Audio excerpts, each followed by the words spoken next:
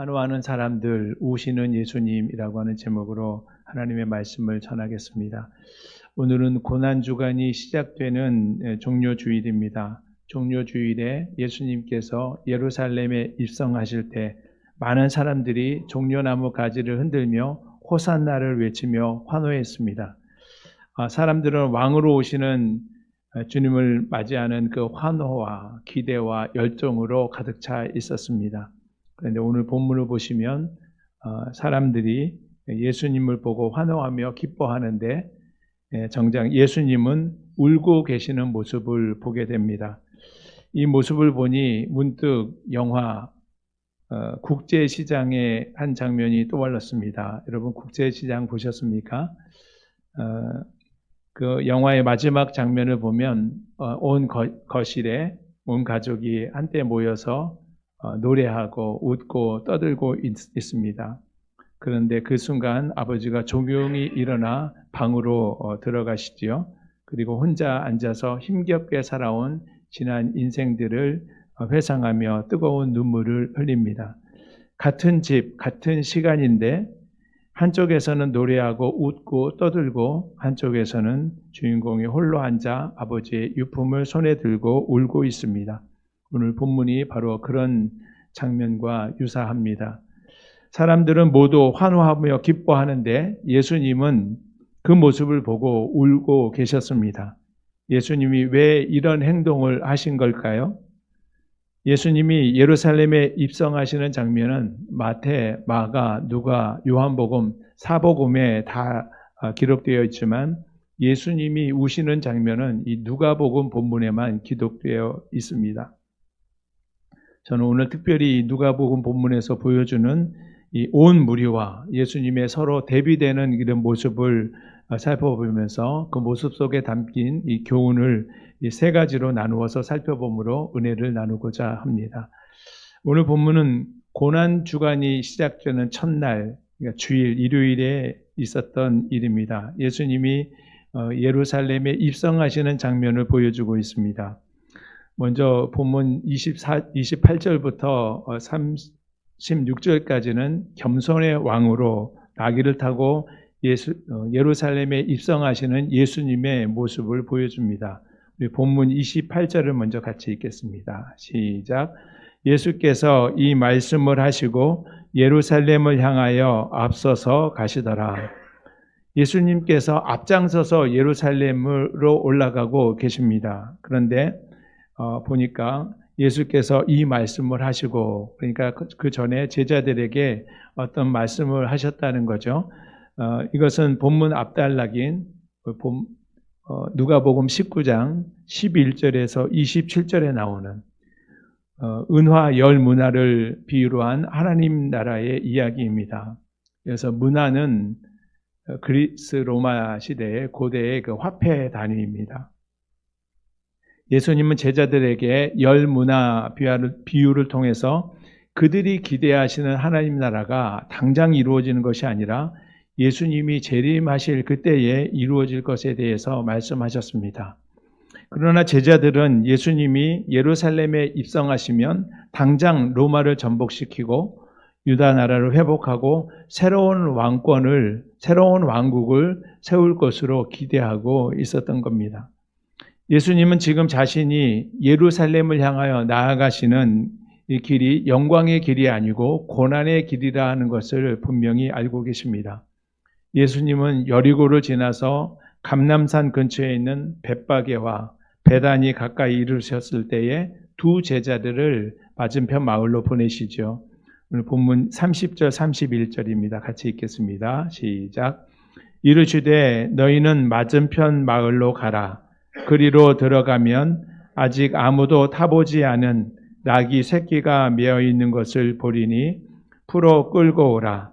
만일 누가 너희에게 어찌하여 푸느냐 묻거든 말하기를 주가 쓰시겠다 하라 하시매. 예수님이 예루살렘 입성을 위해서 나귀를 미리 준비하는 모습을 보여주고 계십니다. 제자들에게 가서 이제 끌고 오라고 하셨죠. 당시 고대 세계에서 왕이나 권력자들이 행차할 때는 보통 말을 타고 행차했습니다. 가록 나귀를 타기도 했다고 해요.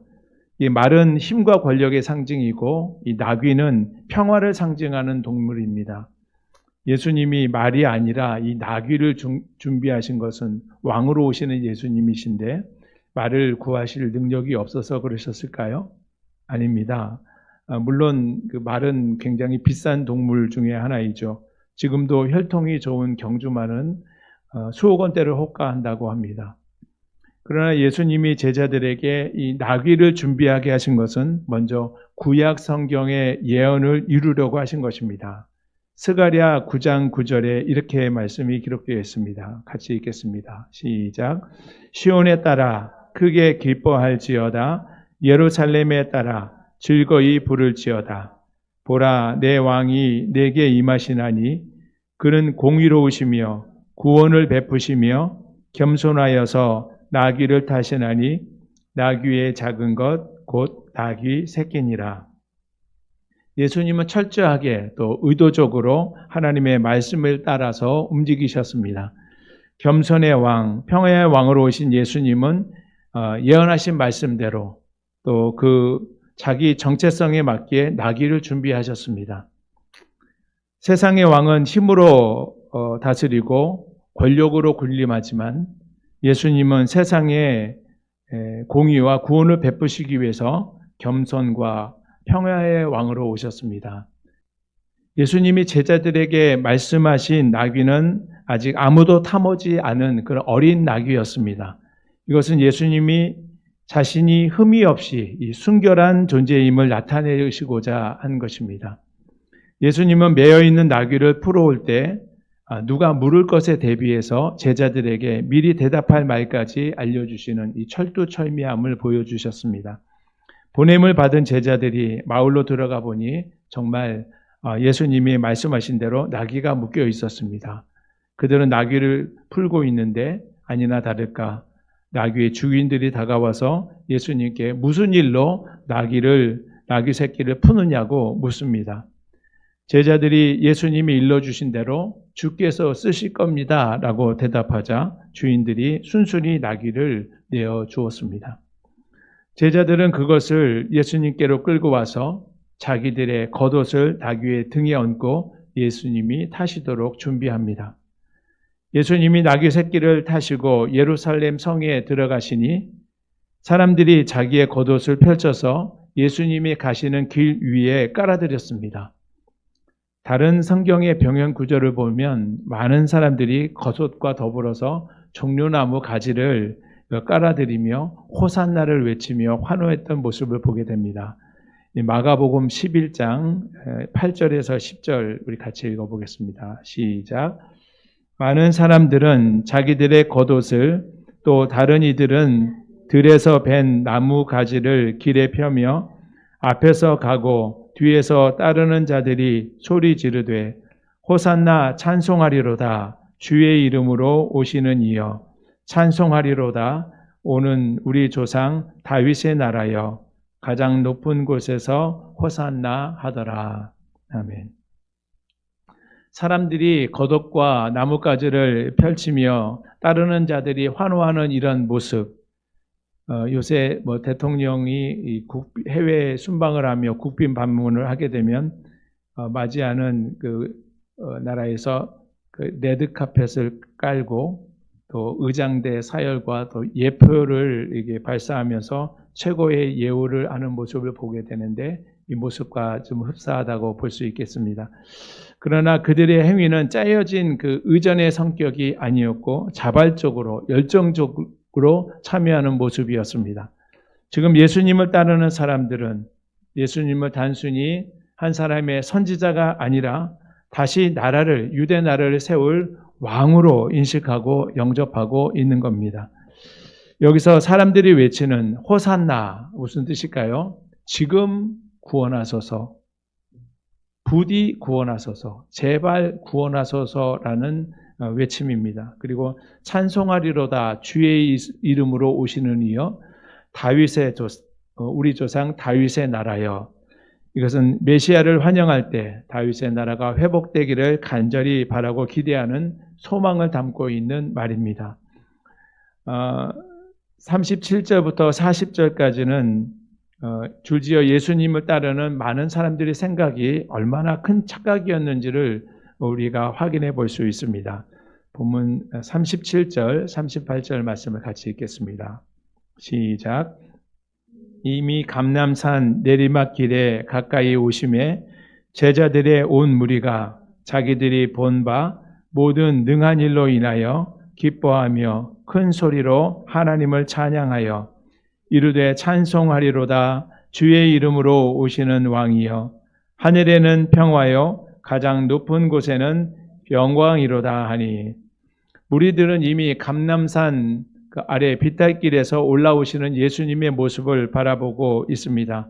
예수님과 동고동락했던 이 제자들, 그동안 예수님이 행하신 모든 능한 일들, 모든 기적과 기사들을 목격했던 자들이죠. 그로 인해서 제자들은 예수님이 하나님의 아들이심과 성경에서 약속하신 메시아임을 확신하고 있었습니다.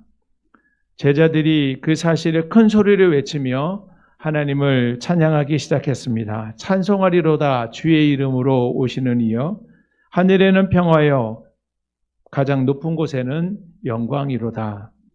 제자들은 이전까지 이런 일들을 드러내놓고 말하지 못했습니다. 그런데 예수님이 이렇게 예루살렘 성에 입성하시게 되자 새로운 정부를 세우게 될 것을 기대하면서 담대해진 겁니다. 제자들이 외치는 소리와 함께 나귀를 타고 예수님께서 예루살렘 성에 들어오시는 모습을 바라보는 이 사람들, 환호와 기대와 열정에 가득 차 있습니다. 그들도 함께 환호하며 겉옷을 깔고 종려나무 가지를 펼치며 정치적인 메시아가 일으킬 새로운 나라에 대한 기대와 소망에 부풀어 있는 겁니다. 여러분, 만약에 우리가 그 무리 중에 한 사람이었다면 우리는 어떤 꿈과 기대를 가지고 있었을까요? 강력한 힘과 능력을 가지고 나의 문제를 해결해 줄 왕으로 기대하고 있었을까요? 그러나 예수님은 힘과 권력의 상징인 군마를 앞세워 군마를 동원하지 않으시고 겸손과 평화의 상징인 나귀를 타고 예루살렘에 입성하셨습니다. 예수님은 세상의 방식이 아니라 하나님의 방식으로 하나님의 나라를 세우기 위해 오신 왕이십니다. 예수님은 어린 나귀를 타시고 예루살렘에 입성하셨는데 이것은 십자가로 향하는 첫 발걸음이 되었습니다.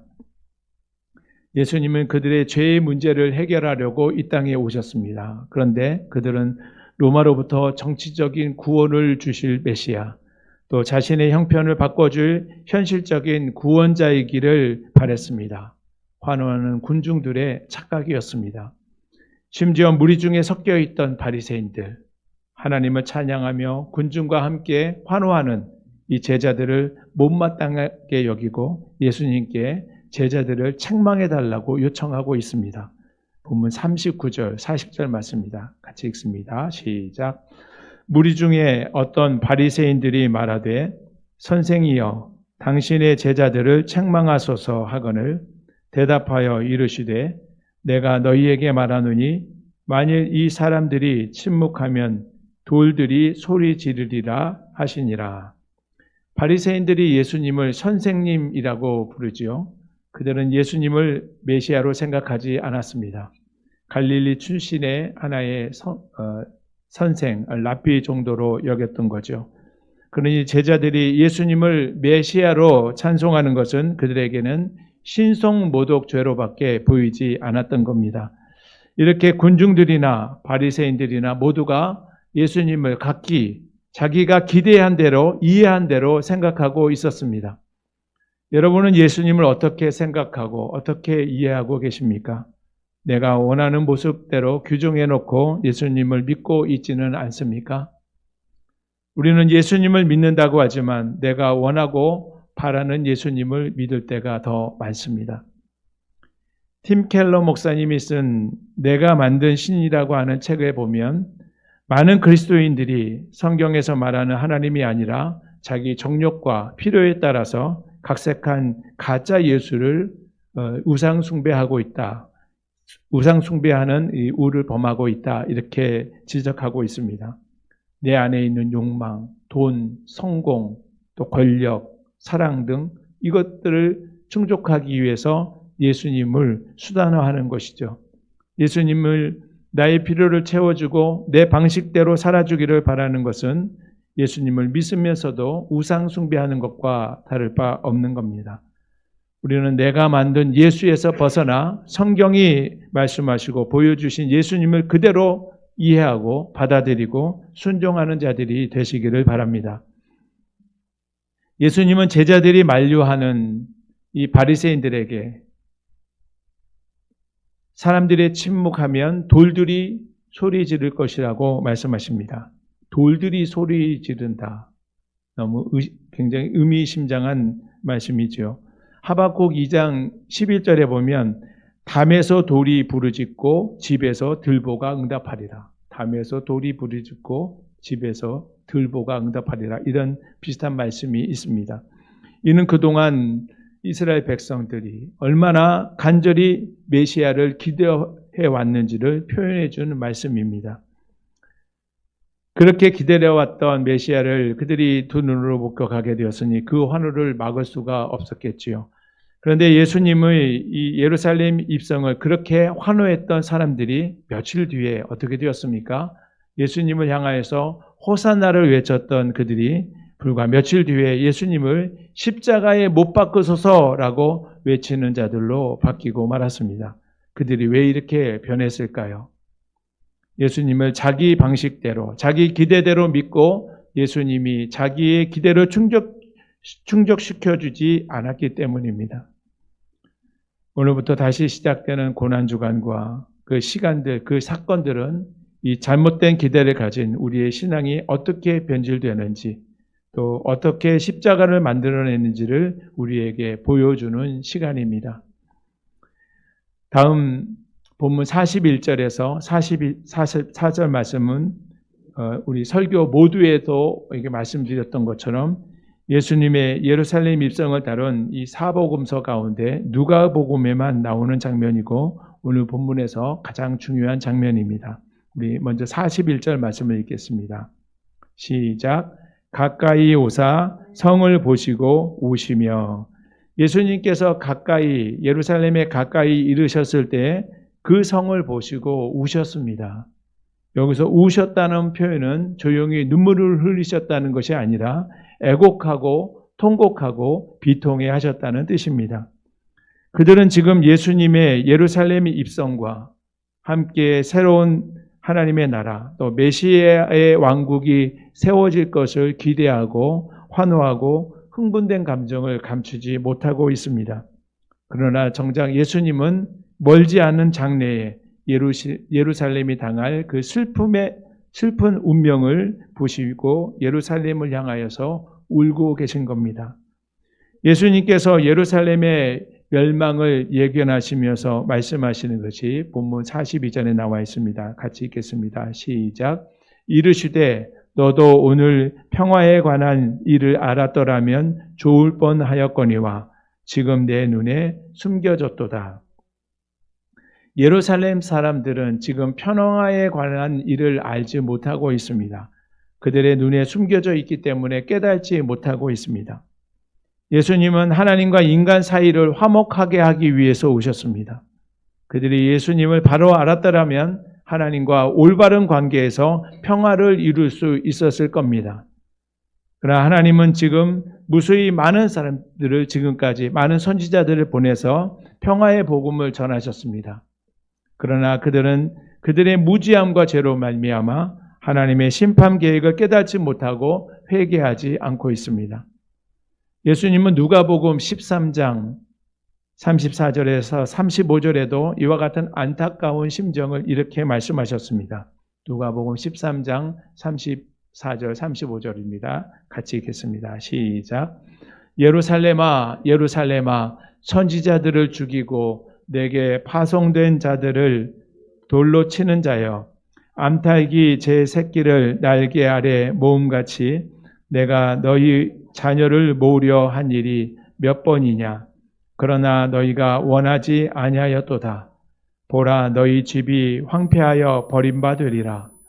내가 너희에게 이르노니 너희가 주의 이름으로 오시는 이를 찬송하리로다 할 때까지는 나를 보지 못하리라 하시니라. 예루살렘 사람들은 예수님께서 말씀하신 대로 많은 선지자들을 거부하고 죽였을 뿐만 아니라 메시아로 오신, 자신들을 구원하러 오신 예수님을 전혀 알아보지 못했습니다. 그러므로 그들의 집이 황폐해질 것이라고 말씀하십니다. 본문 43절에서 44절에 예수님께서 앞으로 40년 뒤에 일어날, 예루살렘에 일어날 가슴 아픈 일들을 내다보시면서 구체적으로 말씀하십니다.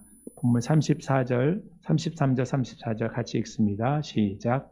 날이 이를지라 내 원수들이 토둔을 쌓고 너를 둘러 사면으로 가두고 또 너와 및 그 가운데 있는 내 자식들을 땅에 메어치며 돌 하나도 돌 위에 남기지 아니하리니 이는 내가 보살핌 받는 날을 알지 못함을 인함이니라 하시니라.